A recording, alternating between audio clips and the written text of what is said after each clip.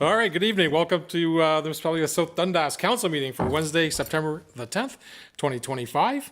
I'd like to hereby call this meeting to order. I have a motion. Let it resolve that the September 10th, 2025 council meeting of the Municipality of South Dundas now be opened at 6 p.m. Moved by Councillor Smith, seconded by Deputy Mayor St. Pierre. All in favor? Carried. Joining us via Zoom tonight is Councillor Colvino, so you will see him on the screen as opposed to in person. Confirmation of agenda. Any additions, deletions, or amendments? Clerk LeBrun. Thank you, Mayor Broad. And through you, I would like to request to move item 6D, which is the Beyond 21 Partnership report to 6A so that it follows the delegation tonight. So moved. Any other additions, deletions, comments? Seeing none, I have a motion. Let it resolve that the Council of Municipality of South Dundas approve the agenda as amended. Moved by Councillor Ward, seconded by Councillor Vino. All in favor? Carried. Are there any disclosure of pecuniary interest in the general nature thereof tonight? Seeing none, adoption of minutes. Are there any errors, omissions, deletions, corrections to the agenda or the meeting minutes of August 13th? Seeing none, I have a motion. Let it resolve that the minutes of the following meeting be adopted as presented, the August 13th, 2025 regular council meeting. Moved by Councillor Smith, seconded by Deputy Mayor St. Pierre. All in favor? Carried. And moving to 5 on our agenda, delegations. Welcome, Amy Malian, the Executive Director of Beyond 21. Welcome. Thank you. Good, great. Thank you so much for having me. It's a pleasure to be here. My name is Amy Malian. I'm the Executive Director of Beyond 21, and I'm here today to tell you a little bit about our organization and to request creating a partnership together where we would be able to expand our services into the South Dundas area. So to start, I'll review the mission. The Hub for Beyond 21 Foundation is committed to creating a nurturing and inclusive environment for adults with developmental disabilities across Stormont, Dundas, and Glengarry counties, as well as the Akwesasne community. So to tell you a little bit about who we are about to celebrate our 15-year anniversary in 2026 of offering a day program to adults with developmental disabilities. Now, this whole concept started about 18 years ago when our founder, Tish Humphreys, realized her daughter Emma was going to be graduating from high school and really had very limited options that would allow her to continue living a enriching and fulfilling life.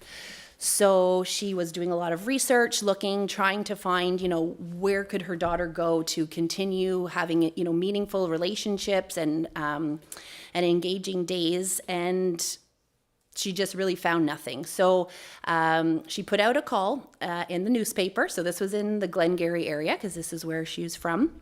And to her surprise, 18 years ago, with that call out, over 100 families showed up to a town hall meeting who were all in the same position as Tish and her family, where they had a loved one with a developmental disability and nowhere to go, nothing to keep them occupied, nothing to keep them, growing their skills, their independence, building relationships.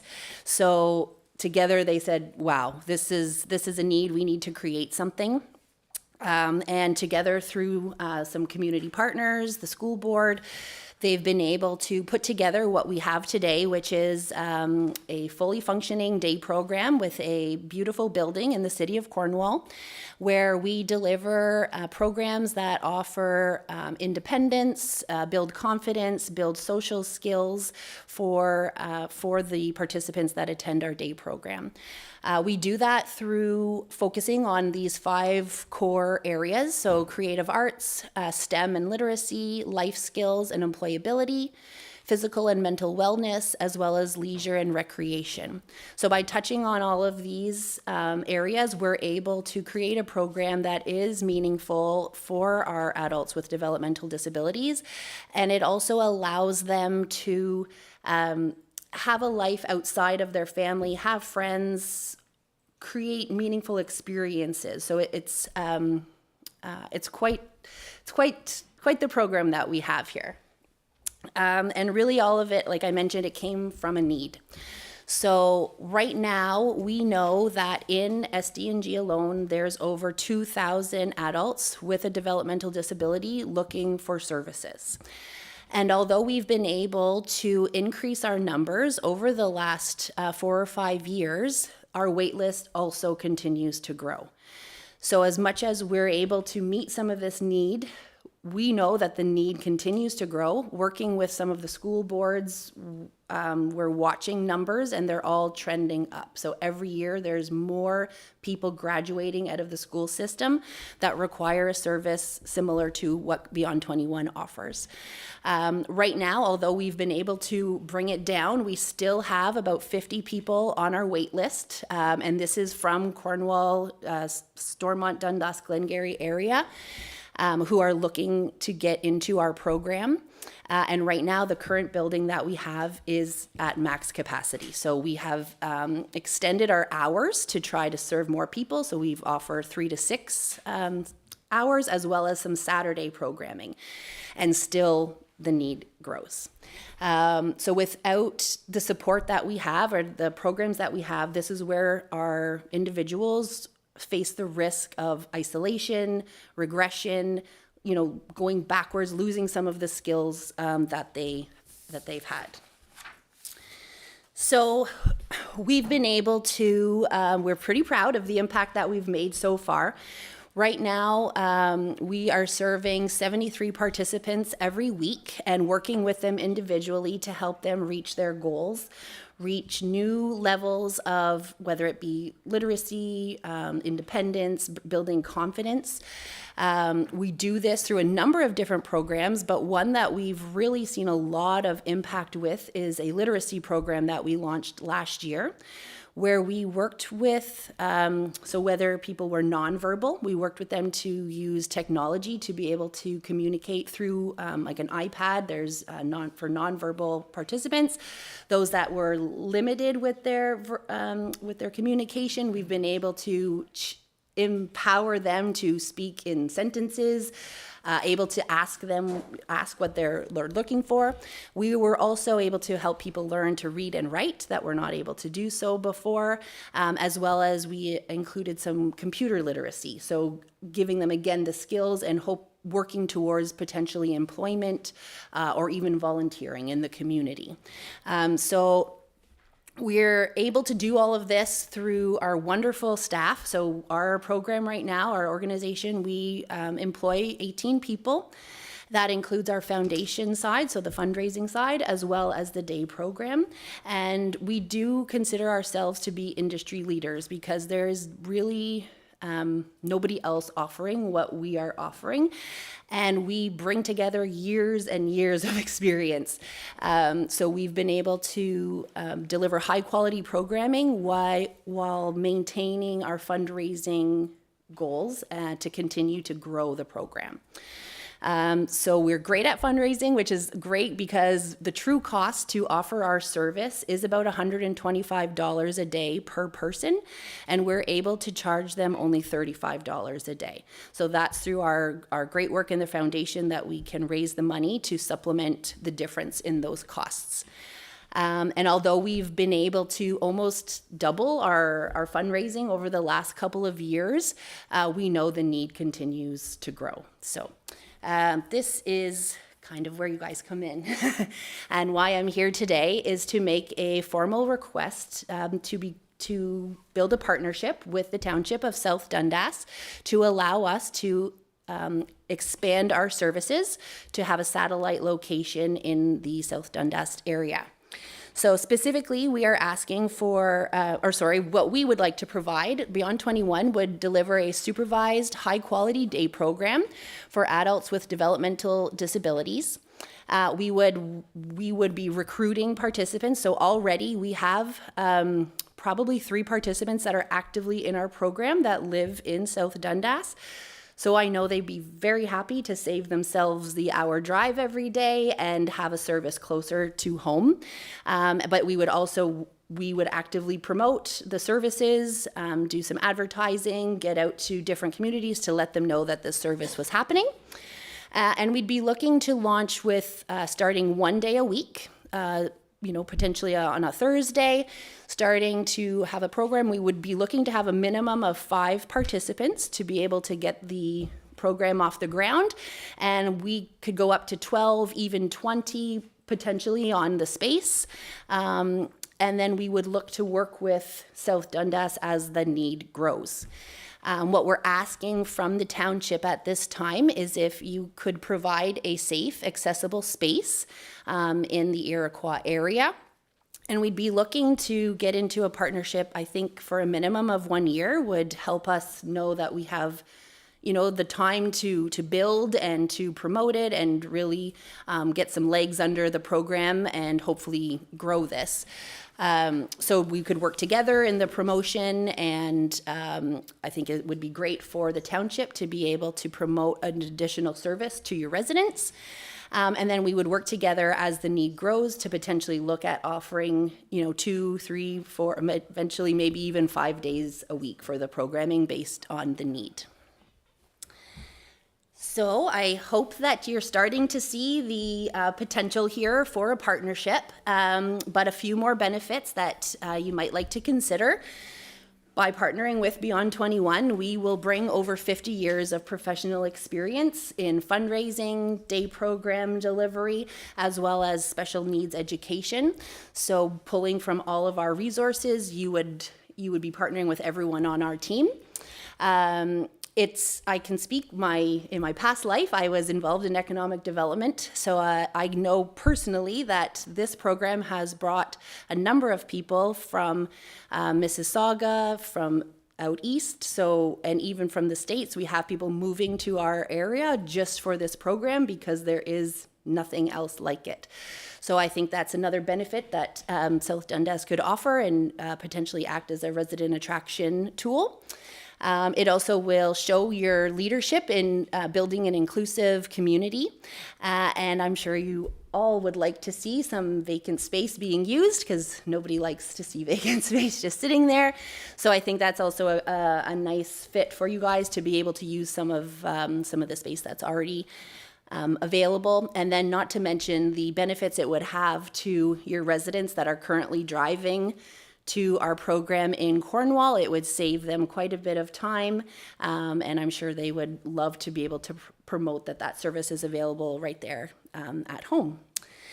So if with your approval and hopefully that this is something that you can see the potential, we are asking today to continue working with staff to confirm a location. We'd like to formalize a partnership. You would be our very first satellite location, which is very exciting for us, and I hope it's exciting for you because we're going to be doing some big things. And I think if you guys can be one of our first partners, that would be a great story for both of us to be able to tell. And we will work together. I'm potentially, depending on the space that's available, I see that it's something we could probably get started by January of 2026.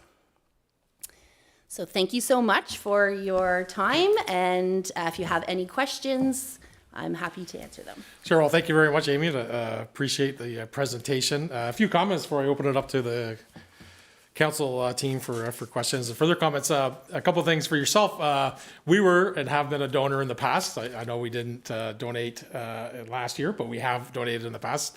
And fundraising within the community is really important for us. And I know for the deputy mayor and myself, the Senate County Council, funding social services is important and feel it's the provincial responsibility. So we continue to advocate for that. We were at AMO last month and we had a delegation with the Minister of Social Services to talk about these direct things to continue to get funding from the provincial level, and then for us to do our part.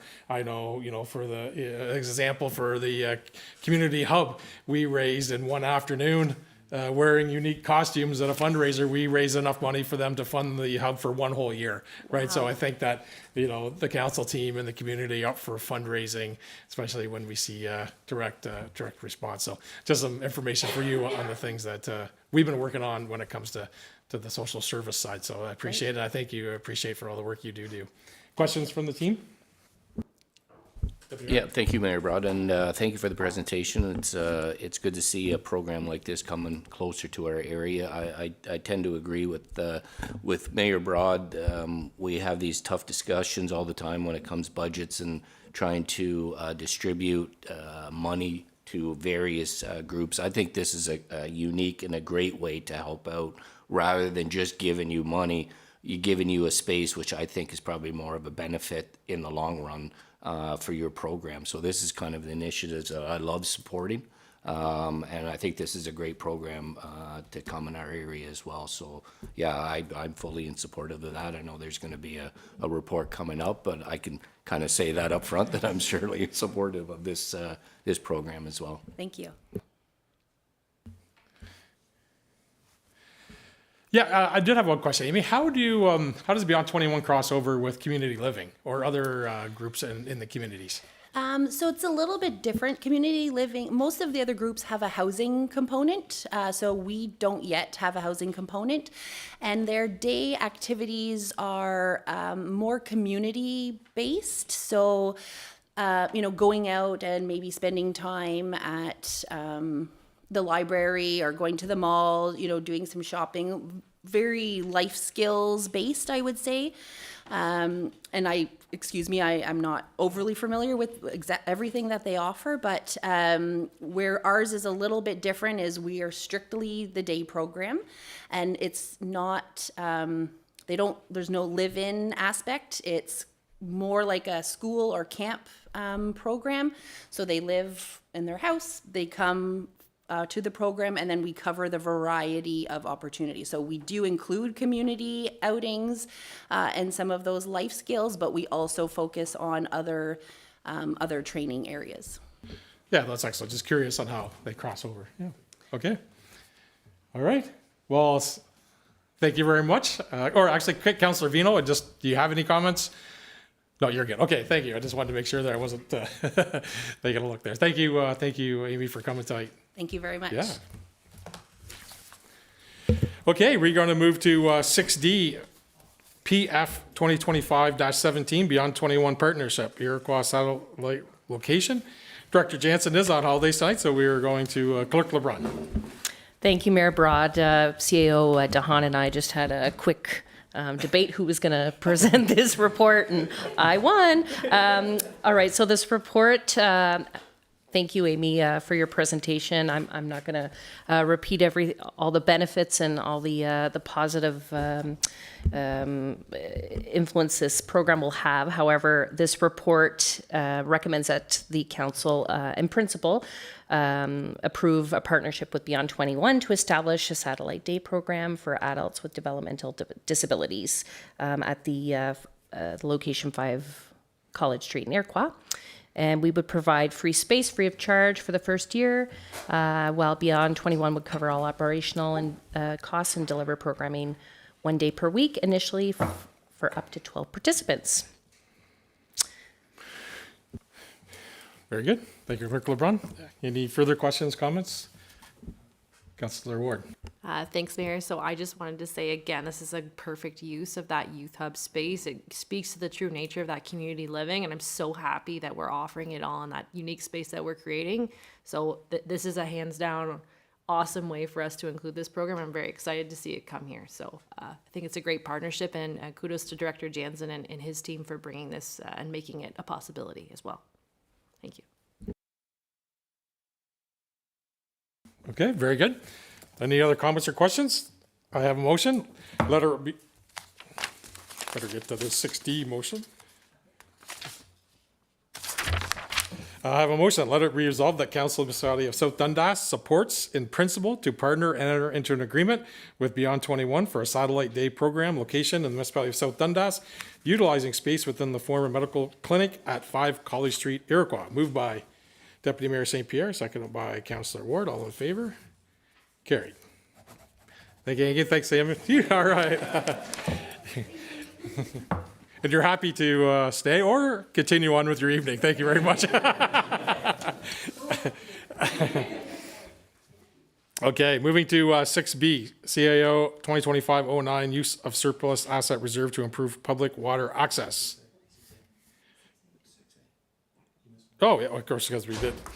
We'll go to CAO 2025-09, support discussion at Iroquois Campground. CAO DeHaan. Thank you. Well, thank you, Council. I'll make it relatively brief. It's I think a lot of the information is contained in the report. But essentially, we've been approached by some of the users that are at the Iroquois Campground, have interest in actually developing a relationship similar to what we've talked about for the marina, and actually developing a little bit of those plans further. So they're doing a little bit of the homework for us, if I'm being quite honest. So what we're just looking for tonight is just to make sure that Council's in support of staff spending some time and effort going through this exercise. We're not making any decisions, but rather just wanted to solicit that feedback, make sure that that's something that we have support for exploring a little bit further.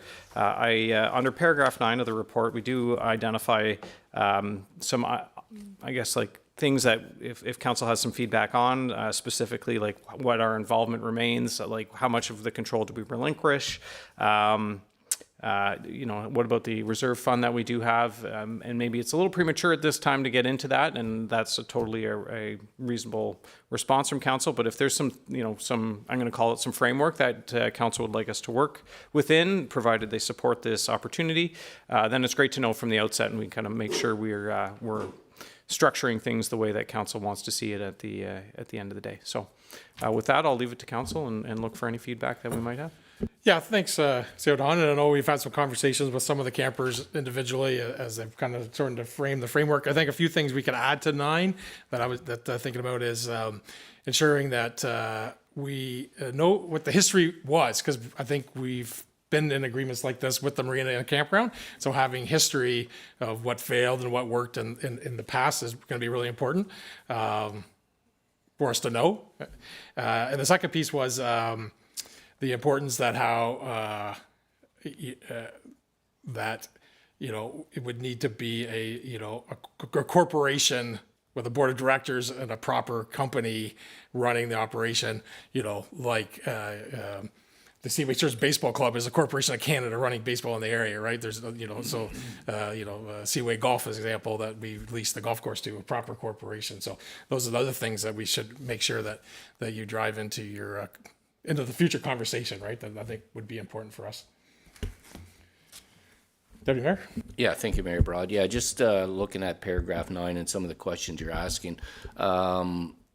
This is a little bit of a mixed breed of what's happening with other facilities and with the golf course. It's kind of somewhere in the middle that we're letting a board take over all of the facility, the owner operate, and capital works and everything. So it's a little bit unique with the golf course. I hear you with the golf course, but that is a third party company that actually is running the golf course. So they were kind of set up to do that previously and able to do that. This is kind of a group that's getting pulled together by the campsite users.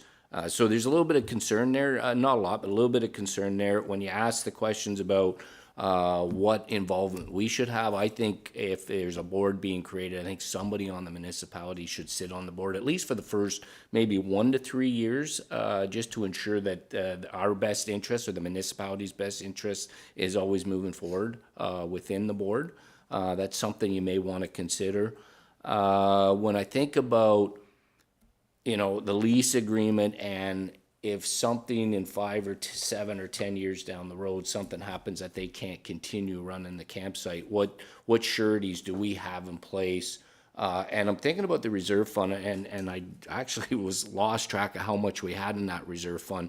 And I would suggest we should be giving some of that fund to them, but I don't think we should be giving it all to them. I think we should be retaining a large portion of that, whether it's 70% or 75% of that fund. And that's more of a surety that down the road, if something happens, we've got that money, or the municipality has that money that they could step in and do whatever improvements that are needed to be done and whatnot, or if we want to continue growing, at least that's kind of a surety. Like, we don't want them to go out and get a surety bond or a letter of credit, but at least that's money that we have in a reserve just to ensure that if something happens, that we've got the funds available, that we're not taking it out of other reserves, or it's through taxation, which we've already got the money through taxation and through user fees to upgrade the facility. So that's just a couple things I was thinking about.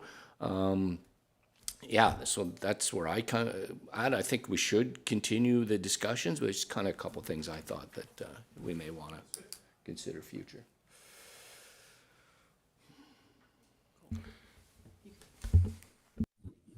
Councillor Vino? I can weigh in on this one. Yep, Councillor Vino, go ahead. Yeah, so I'm in full support of, having the community that uses these facilities, in this case, the campground. I think the marina is another good option for the community users to form a group to, direct the facility itself and what it needs and what it should have. The only thing is I'm a little bit more of a dip your toe in the pond before we dive in kind of thing. I don't really like the idea of the whole lease thing. I would see more of it as, coming up with this user group, seeing who's interested, get the user group together and form more of like a committee of council or something along those lines, where the municipality retains the facility and the control and the reserve fund. Nothing has to go on with the reserve fund. And then they kind of, similar to like a waterfront committee or whatever, there's a recommendation made to the municipality from that group that says, we'd like to see this happen, this infrastructure be put in or whatever. And then the council of the day determines if the money goes into it or not. The campground in this case is one of the few, municipal entities that actually does fairly well, stands on its own 2 feet. And so I'm not sure why we just want to relinquish that. So I guess I would just caution, I'm not sure why we would need to go through the whole lease agreement and go through legal and all that for this. I would just, get a group together and see how that goes first, just operating under the municipality. That's kind of more the direction I would take, at least in the infancy of this. I'm happy for everybody to, carry on the conversations, but that would be my position on this one. Yep, no, fair enough. I think CO Dahan's making notes on all of our comments to bring back further discussion, right? To continue those conversations. Yeah, and I guess, so the motion that's in front of council is to kind of go down the lease road. So if council, supports what Councillor Vino is suggesting, probably needs to defeat the motion, and that kind of gives that direction that way. If again, it's up to council which direction they want to take, but just I guess a nuance of where we are in the meeting right now.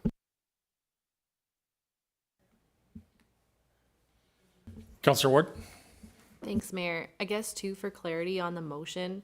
So I'm similar to Councillor Vino, but I am more interested in leasing out the airport.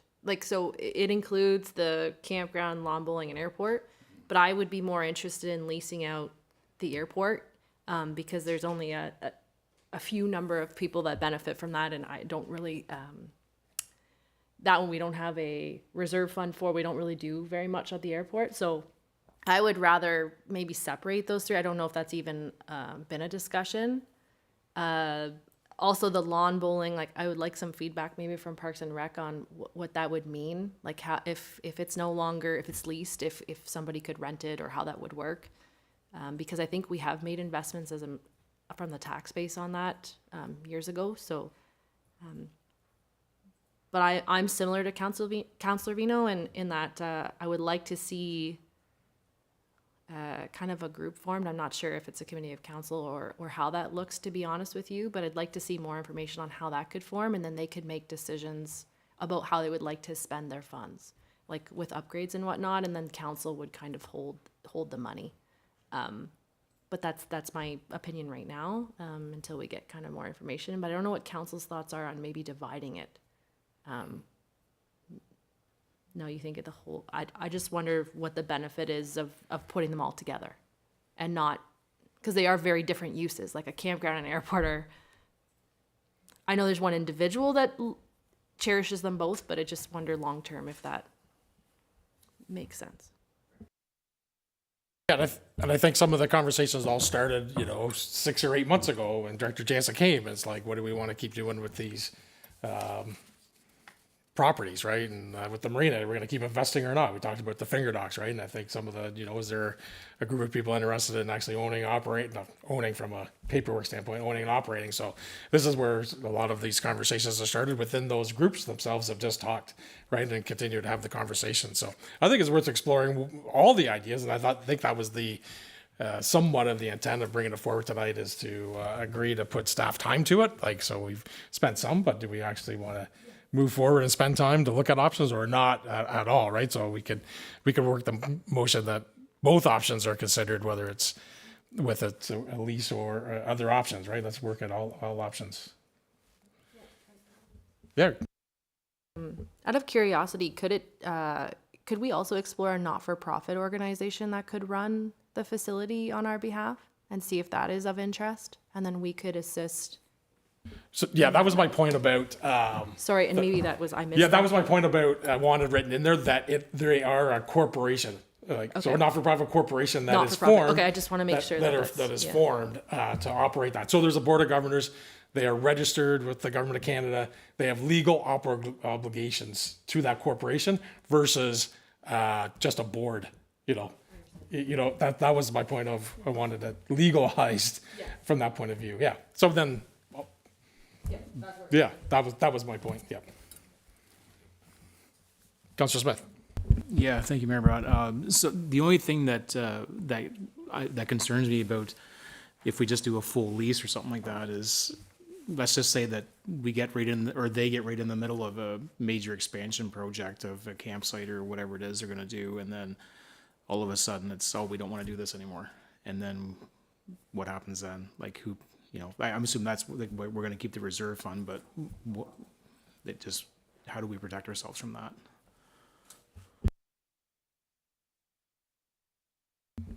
Deputy Mayor. Yeah, thank you. Well, I kind of, just to answer your question, I think that's where you got to really be,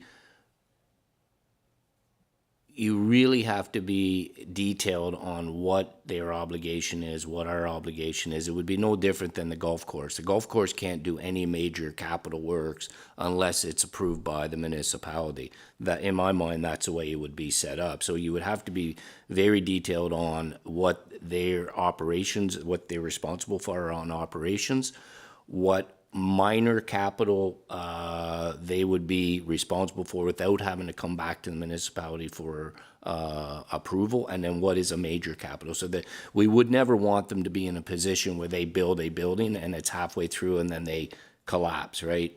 It always would have to come back, regardless if it's a committee or a lease agreement or whatever. You can frame your lease agreement as such that it protects our asset at all costs at all times. Right. I think the real main reasons why they want to go this way is because in reality we've got over $400 million worth of assets that the municipality looks after. I think in their mind, and I tend to agree with them, this is a way that they can now be self-sufficient.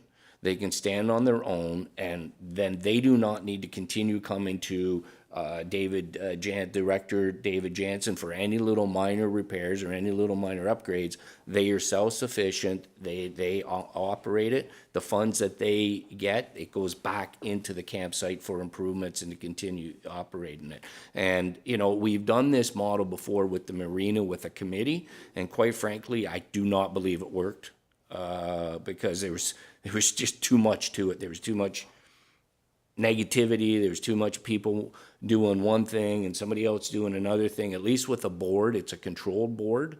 And, again, if we have a voice and a seat on that board, at least we are part of that lease, right? We're part of the upgrades. We see what's happening on a daily basis. So I think I think you just feel like everything is kind of as one anyways, because the airport uses the building, the lawn bowlers use the building, the campsite uses the building. They all kind of intermix with each other, and I think that's why they just want to come up with a framework to include all of the aspects and not leave just one group out or another group out.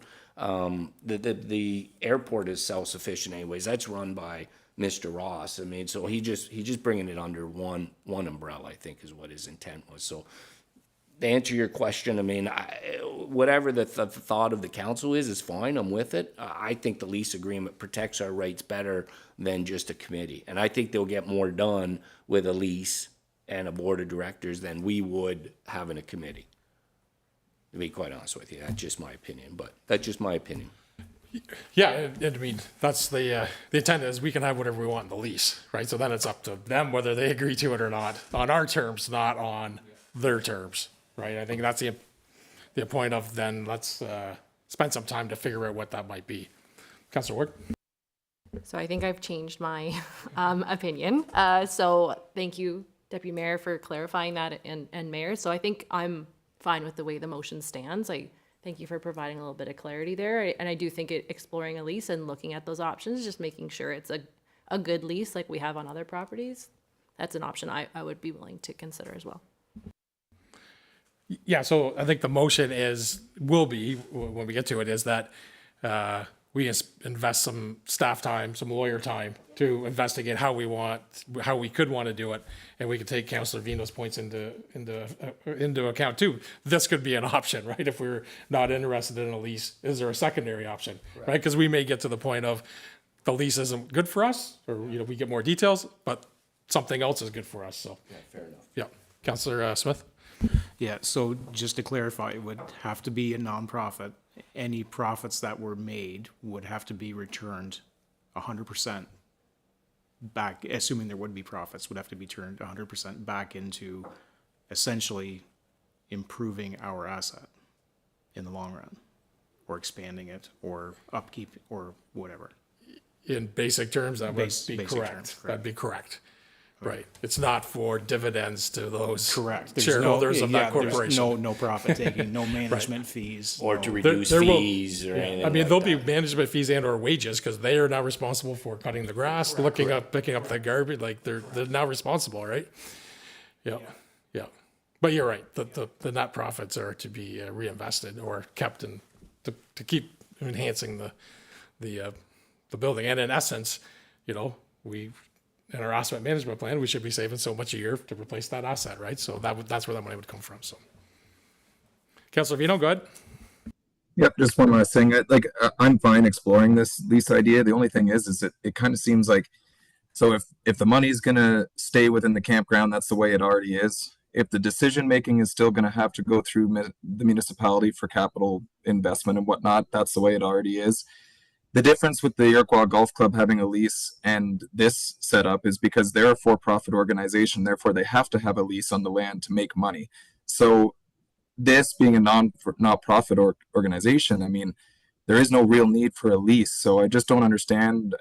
We can explore it, but it seems like we're going to go through and draft up a big lease and everything for this just to accomplish the same thing that's going on right now that you could do with just a simple committee. Again, happy to explore it, but I'm just like, the way I'm hearing this is it's going to function the exact same way it does now, but with a group kind of managing it. So I'm not sure why, because here we're going to be tied into a lease for basically accomplishing the same thing we have now. So that's my concern there.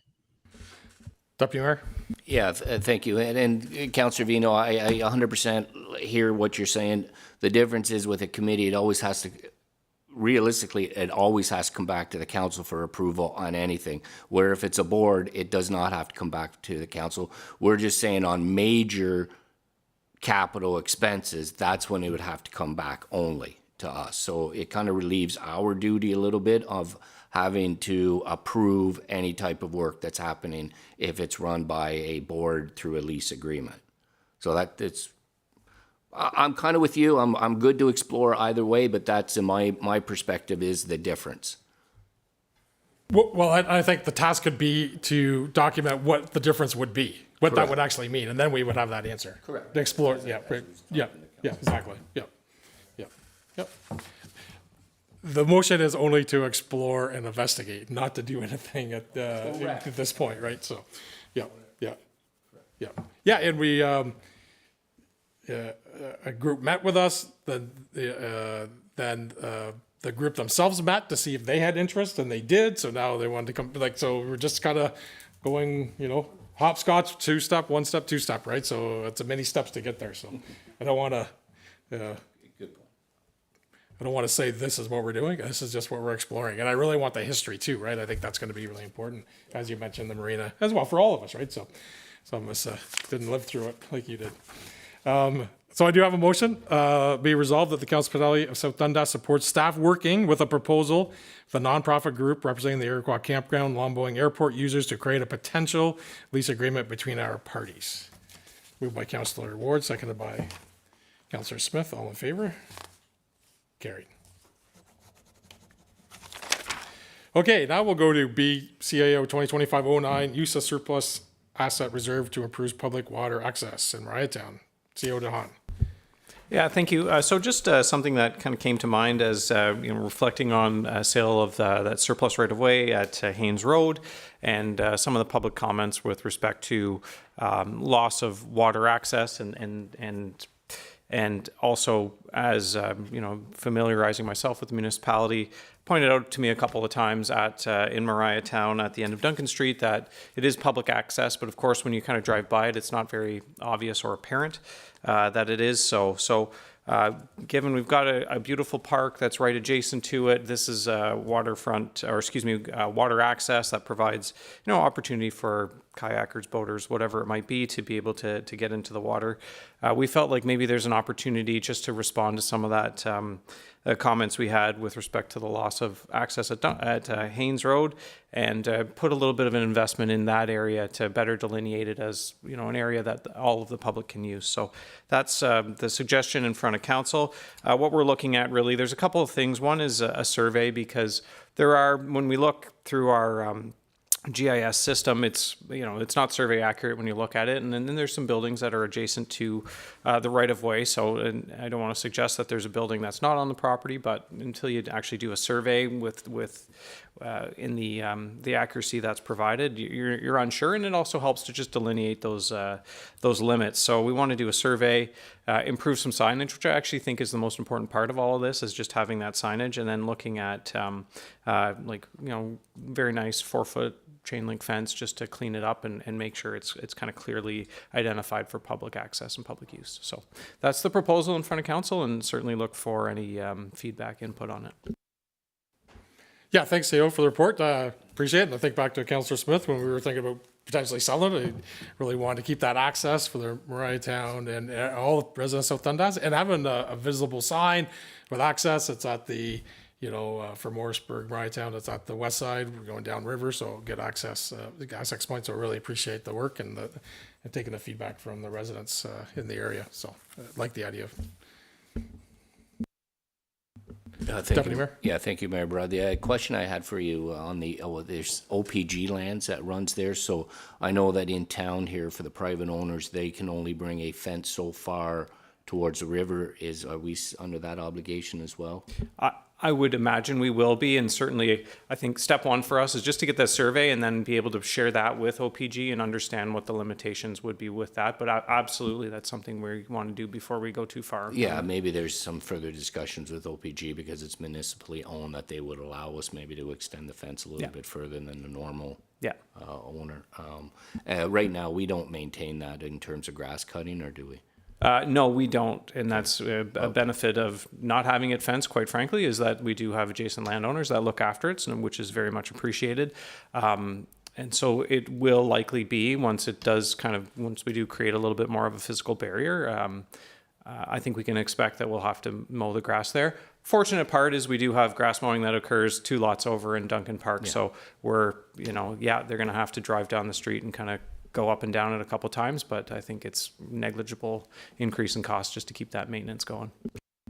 And to add to that comment, we do have an updated lease with OPG on that property, current updated lease. So, yep. Any other comments, questions? Okay, I have a motion. Sorry, I got one. Councillor Vino. Yep.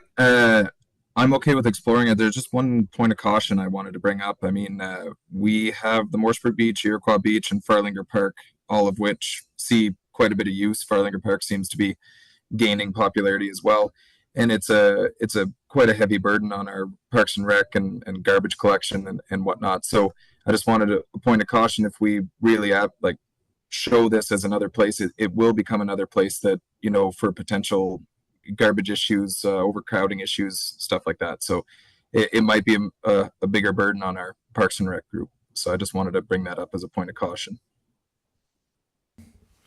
Thanks. Thank you, Councillor. Yeah, yep, noted, for sure.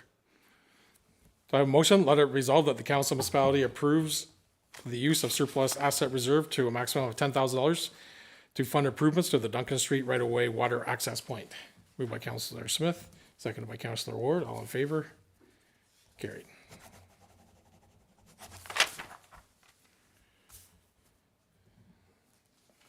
Six C, CS 2025-20 Voter List Management Service Agreement.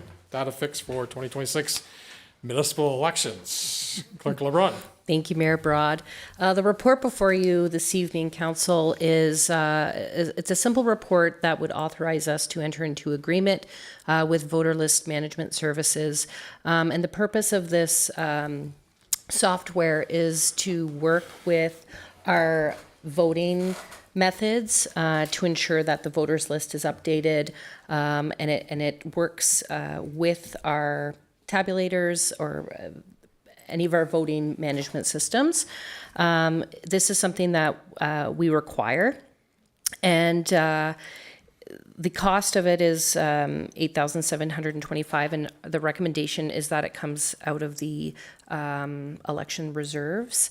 And this is a program software that we will need for the elections, and to ensure that all of our voters have an opportunity to vote and get the information they need. Thank you, Clerk LeBrun. Preparation begins. Comments, questions? Councillor Smith? Yeah, through you, Mayor Broad, is this, we did this last election too, right? That this is not new, like we've done this for a few elections, yeah. Okay. Correct, yes. And the clerk and I have had discussions on the feedback from 4 years ago, and we will try, and there'll be more data coming ahead about trying to address some of the feedback we did have at the last election. So this is just step one of that process. So, so I have a motion, let it resolve that the Council of Municipality of South Dundas authorize staff to enter into a voter list management service agreement with Comprint Systems Incorporated, operating a data fix for the provision of election management services for the 2026 municipal election, and the total contact price of $8,725 plus applicable taxes be drawn from the elections reserve. Moved by Councillor Smith, seconded by Councillor Ward. All in favor? Carried. Okay, then moving to bylaws. 7A, 2025-66 alternate voting methods for the 2026 municipal and school board election. Clerk LaRun. Thank you, Mayor Broad. As you can tell, there is a theme to my reports tonight, and it is elections. So the report before you gives you a little bit of background on why I'm coming to council tonight. According to the Municipal Elections Act, council is required to authorize alternative voting methods that don't require physical attendance at a polling station. So this would include electronic voting, vote by mail, and telephone voting. I provided a little bit of data from the 2022 election, and you can see that our voter participation was about 45.4%. And of those voters, 2,639 voted electronically, and 1,228 individuals voted through polling, through going to our municipal office and doing it on a ballot. I won't go through the report in huge detail. I've given kind of a description of the different types of voting. Electronic voting, where you get a PIN number and you're able to do it on your phone. You're able to vote laptop, iPad. It's definitely the most convenient way. It's very secure, and we've done it or South Dundas has done it the last two elections. Paper ballots with tabulators is the most trusted and transparent voting method, and often preferred, especially for our the voters who like to attend in person and have that experience of coming to vote, and vote by mail. Now, there are some, some struggles with voting by mail. If there's a postage strike, there's a little bit more cost for mailing, services, and there's a little bit more room for error receiving the votes back. So I'm recommending to council this evening that we approve this bylaw to include electronic voting, so voting by internet and paper ballots counted by tabulators. These were the same methods that were used in 2018 and 2019, 2018 and 2022. We currently have an RFP, the SDG clerk group.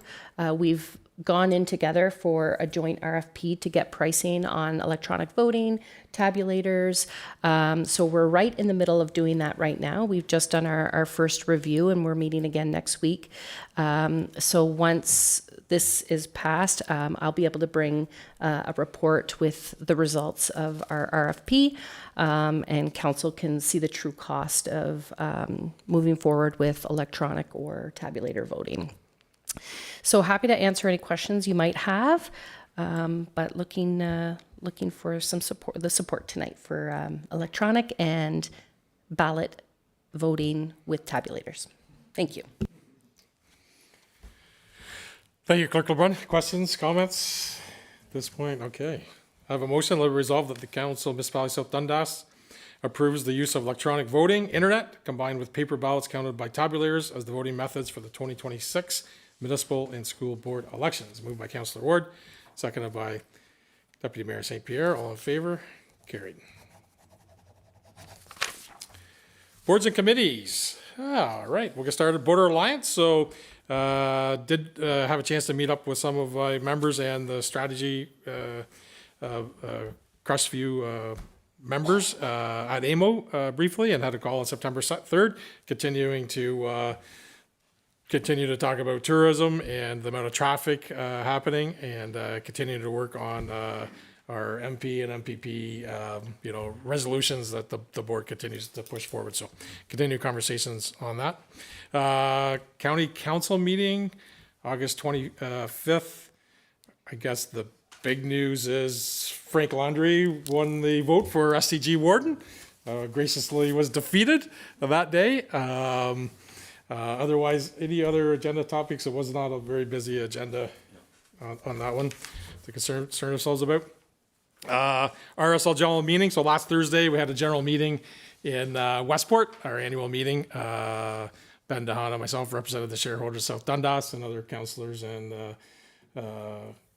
staff members from all the other municipalities of the owners met in Westport, went through the agenda. Jamie Pollock, representing MNP, was there and approved, like he does with us, shares the financial statement and gives his, it's a clean audit statement. So we have a clean audit statement. I think as the last meeting, we already kind of met, Treasurer Stewart mentioned that we approved the $170,000 return for our profits of the company. Plus, also we're an investor, so we get return on our investment as well. So that money has been accounted for at Treasury.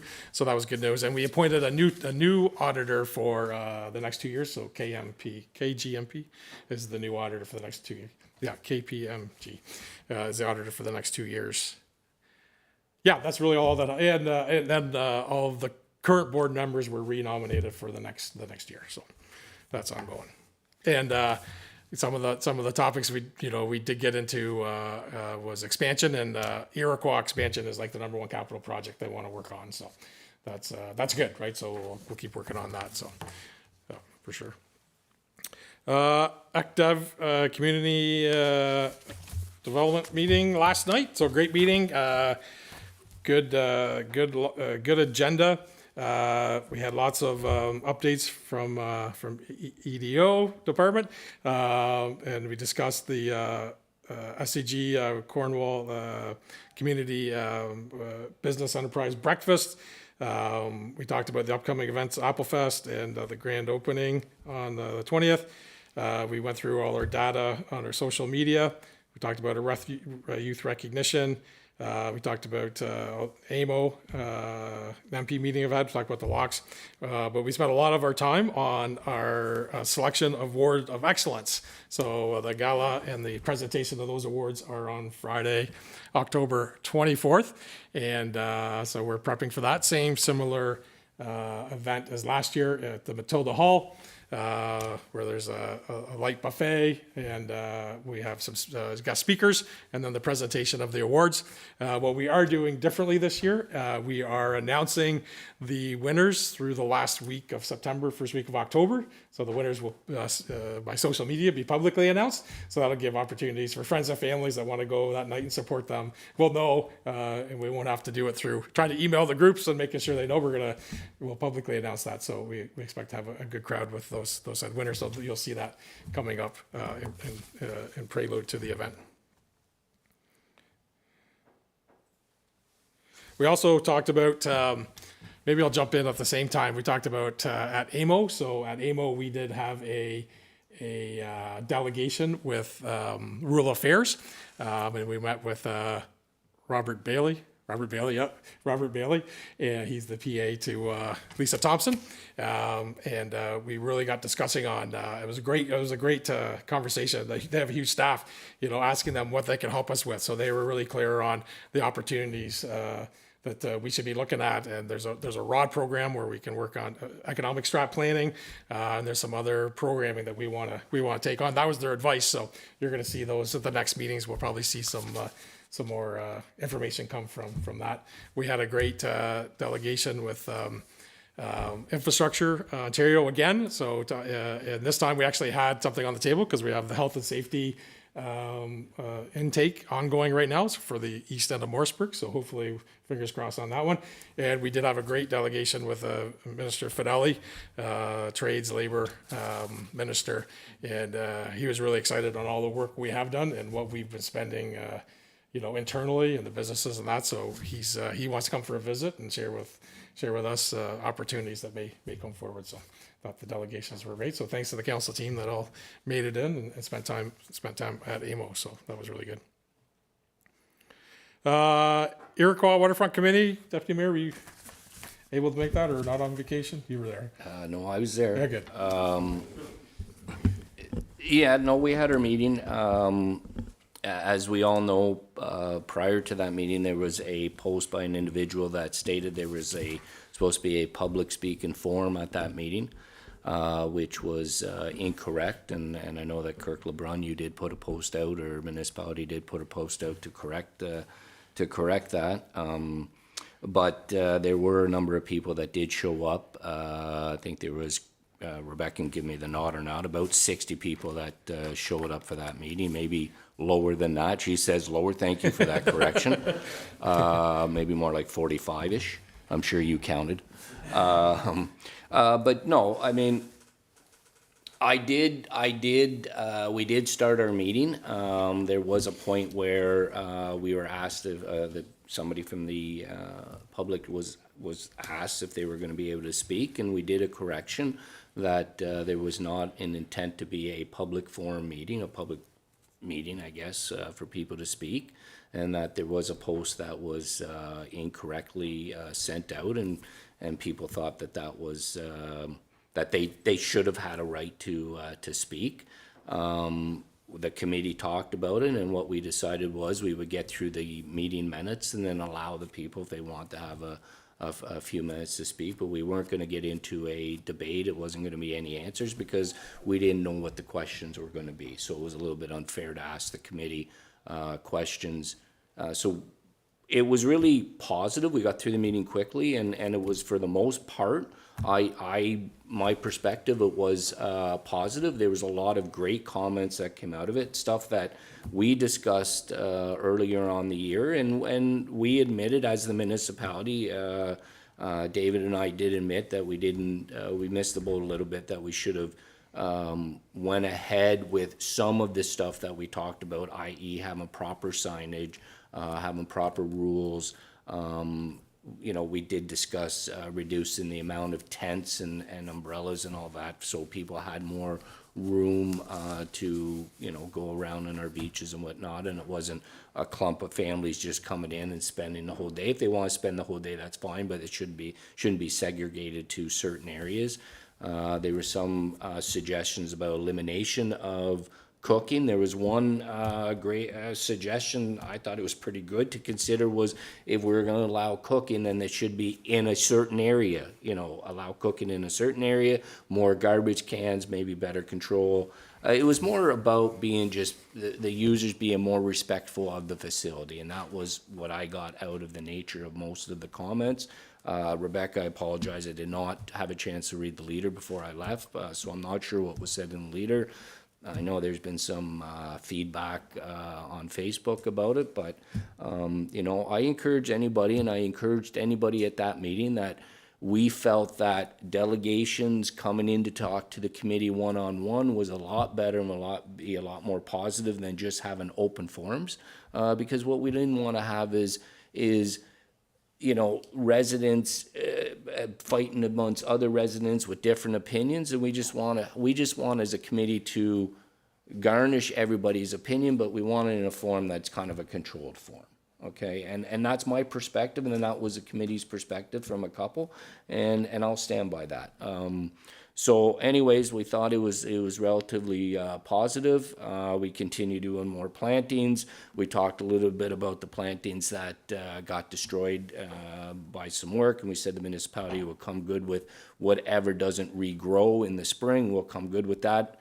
There is a lot of plants that are actually regrowing now, so hopefully it will be minimized. Unfortunately, the chair, John Ross, was away on a medical leave, so it was a quite quick meeting, and then we had the public forum. Again, I think it was relatively positive. We got some great feedback. I actually went, and I will do the I know there's no I in team, but I'll do the I went around, whoever stuck around, and thanked everybody for their comments, and I got some pretty good feedback from them. So that's my perspective, and that's what I'm going to say about it. Yep, no, thank you very much, Deputy Mayor. Councillor Vino, any updates from the Morseburg Committee? I was away on business for that last meeting, so I wasn't able to make it. Okay, thank you. Councillor Smith, Cemetery. We were supposed to have a cemetery committee meeting on a few days ago, but it got postponed. It's going to be next Monday, correct? Yeah, next Monday. Okay, perfect. We'll get an update next meeting then. Excellent. Okay, consent agenda. Several items here to read out. Under 9A, second annual Run for the Cure road closure. Application nuisance bylaw exemption permit. C, surplus lands update. D, KR building stats, August 2025.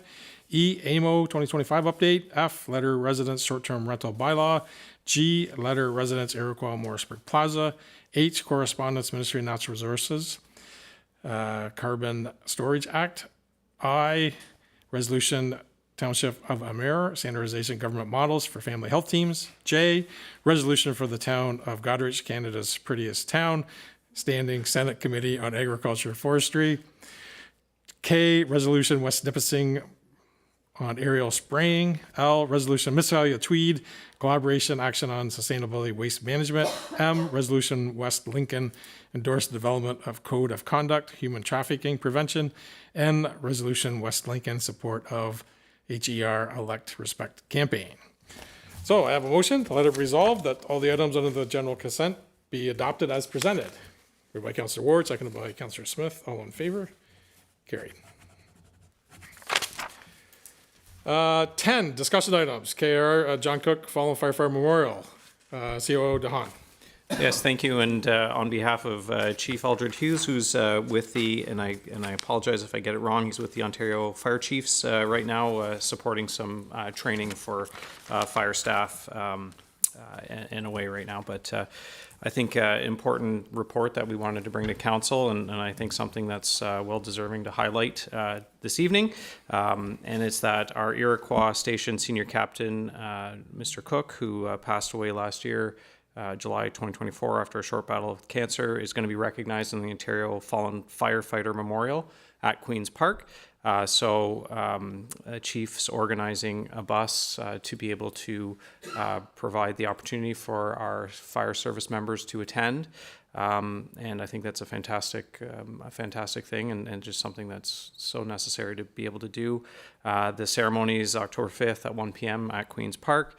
And certainly, if any members of council wish to join, please don't be afraid to reach out, and we'll provide some space on the bus as well. And I think that's what I want to share.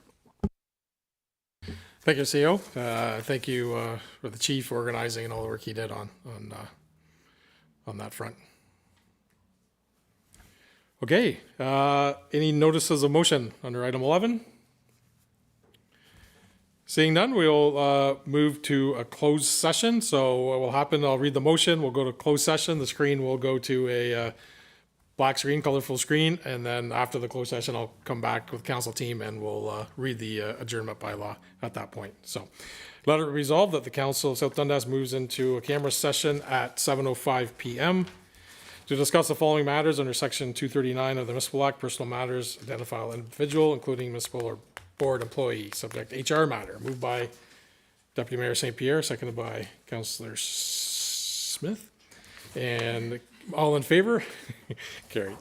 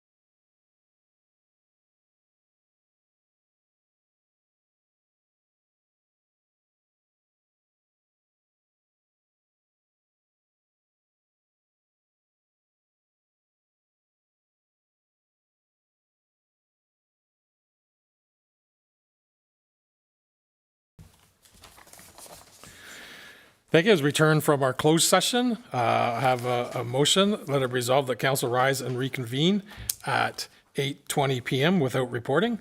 Moved by Councillor Ward, seconded by Deputy Mayor St. Pierre. All in favor? Carried. I have a motion. Let it resolve that bylaw 2025-67, being a bylaw to adopt, confirm, and ratify matters dealt with, be read, passed, in open council, signed, and sealed. Moved by Councillor Smith, seconded by Councillor Ward. All in favor? Carried. And a motion, let it resolve that we adjourned at call of the chair at 8:22 PM. Moved by Deputy Mayor St. Pierre, seconded by Councillor Ward. All in favor? Carried. And that concludes our meeting for Wednesday, September the 10th, 2025. Good night from South Dundas.